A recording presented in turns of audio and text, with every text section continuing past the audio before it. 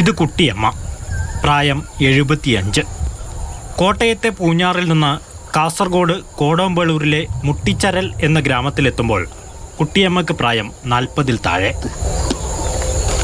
ദേഹോപദ്രവം സഹിക്കാൻ പറ്റാതെയായതിനാൽ ഭർത്താവിനെ പണ്ടേ ഉപേക്ഷിച്ചിരുന്നു. കഷ്ടപ്പെട്ട് പോറ്റി വളർത്തിയ ഏക മകൻ അമ്മയെ ഉപേക്ഷിച്ചപ്പോൾ കുട്ടിയമ്മ ഒറ്റക്കായി. മടങ്ങിപ്പോകാൻ പൂഞ്ഞാറിലെ ഉന്നതിയിൽ ഭൂമിയോ വീടോ ഇല്ല.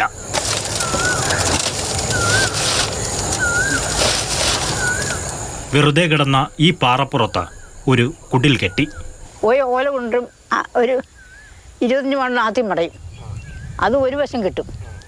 അങ്ങനെ 4 വശവും ഇങ്ങനെ ഓല പറഞ്ഞ് കിട്ടിയത് ലാസ്റ്റ് എടുത്തു തരാൻ ആരുമില്ലല്ലോ. മുകളിലിടണമല്ലോ, അത് കമ്പേ കുത്തിവെക്കും. കുത്തിവെച്ച് പൊക്കത്തി കയറും. എന്നിട്ടാ മുകളിൽ കയറിയിടുന്നത്. അവിടെ ഞാൻ തോറ്റില്ല. അക്കേഷ്യ കമ്പുകൾ, പ്ലാസ്റ്റിക് ഷീറ്റുകൾ, വീണ് കിട്ടിയ ഓലകൾ, കുട്ടിയമ്മയുടെ തണൽ. അതായത് ഇതൊക്കെ നല്ലൊരു കെട്ടിയിരുന്ന വീടാ. ഞാൻ ഇതിൻ്റെ ഉള്ളിലാണ് കിടന്നോട്ടിരുന്നെ. ആ കട്ടിലിനകത്തായിരുന്നു.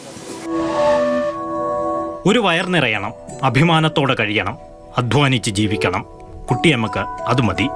ആദ്യം പണിയെടുക്കുന്ന സമയത്ത് കൂലി എന്ന് പറഞ്ഞാലേ 3000 രൂപ കൂലിക്ക് പണിയെടുത്തോണ്ട് നടന്നതാണ്.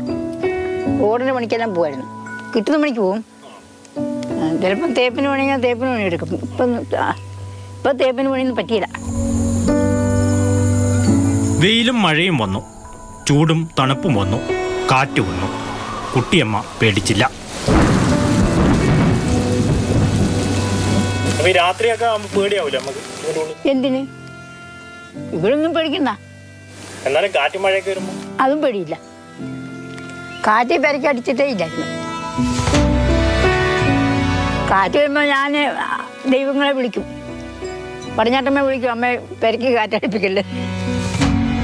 കുട്ടിയമ്മയെ ആരോ കാണാൻ വന്നതറിഞ്ഞ് അപ്പോഴേക്കും മുറ്റത്തെത്തിയിരുന്നു കൂട്ടുകാരി ചെല്ലമ്മ. ആദ്യം ഞാൻ കാണുന്നത് ഇവിടെ എൻ്റെ മോടൊക്കെ വന്നപ്പോഴല്ലേ കാണുന്നത്. മോടടുത്ത് വരുമ്പോൾ കാണുന്നു, എല്ലാവരും ചിലപ്പം കാണുന്നത്. അന്ന് കുട്ടിയമ്മ ഇങ്ങനൊന്നും അല്ല ഉണ്ടായിരുന്നത്. അന്ന് നല്ല മിടിക്കുകയായിരുന്നു. നല്ല വീട് പൂട്ടാതെ വന്നതിന് ചെല്ലമ്മയ്ക്ക് ശകാരം. ഏറ്റി പോയപ്പോൾ പെര പൂട്ടിയിട്ടിട്ട് പോയാൽ മതി. ഞാൻ പൂട്ടിയില്ല, ഞാൻ ചാരിയച്ചേ വന്നുള്ളൂ. എപ്പോഴും ഞാൻ പറഞ്ഞു എങ്ങോട്ടെങ്കിലും ഇറങ്ങാൻ പൂട്ടിയിട്ട് പോകും. കുട്ടിയമ്മയെക്കുറിച്ച് പറയുമ്പോൾ ചെല്ലമ്മയ്ക്ക് 100 നാവ്. അവരുടെ ധൈര്യം കൊണ്ടാണ് അവരൊറ്റയ്ക്ക് പേരെ വെച്ച് താമസിക്കുന്നത്.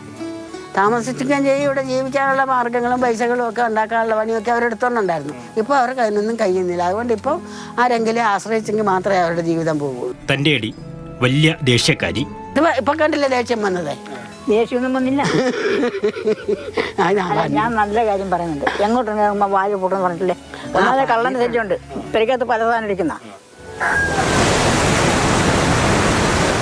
ഇഷ്ടം കടലിനോട്. ഇടയ്ക്കിടെ പടിഞ്ഞാറ്റമ്മയെ കാണും.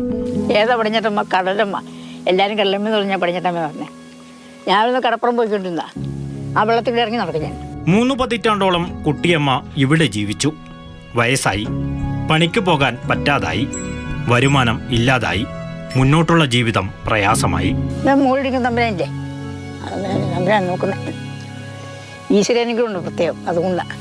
അതിദാരിദ്ര്യ നിർമ്മാർജ്ജനത്തിന്റെ ഭാഗമായി നടന്ന സർവേ കുട്ടിയമ്മയുടെ ജീവിതം കണ്ടു.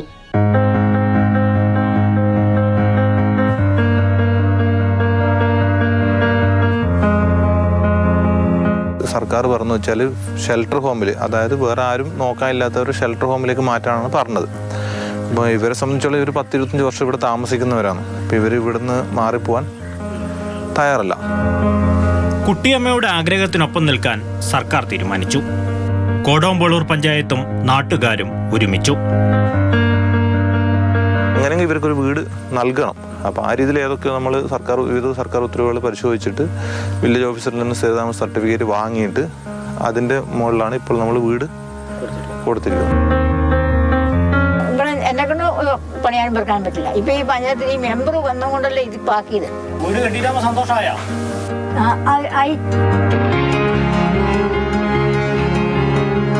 ഒരാധാർ കാർഡ് മാത്രം കയ്യിലുണ്ടായിരുന്ന കുട്ടിയമ്മയ്ക്കിപ്പോൾ വോട്ടർ ID കാർഡായി, റേഷൻ കാർഡായി, ബാങ്ക് അക്കൗണ്ടായി, എല്ലാ മാസവും പെൻഷനായി, 7 സെന്റ് ഭൂമിയായി, അതിൽ നല്ലൊരു വീടായി, വീട്ടിലേക്ക് കുടിവെള്ളമായി. ഒക്കെ ഇട്ടിട്ടുണ്ട് അല്ലേ? ടൈൽസ് ഇട്ട എല്ലാം ടൈൽസ് ഇട്ടിട്ടുണ്ട്. വീട് കാണാൻ വരുന്നവർ ഒന്നും കൊണ്ടുവരരുതെന്ന് കുട്ടിയമ്മയ്ക്ക് നിർബന്ധമുണ്ടായിരുന്നു. അപ്പൊ ചേച്ചിക്ക് എന്നാ കൊടുക്കുന്നേ?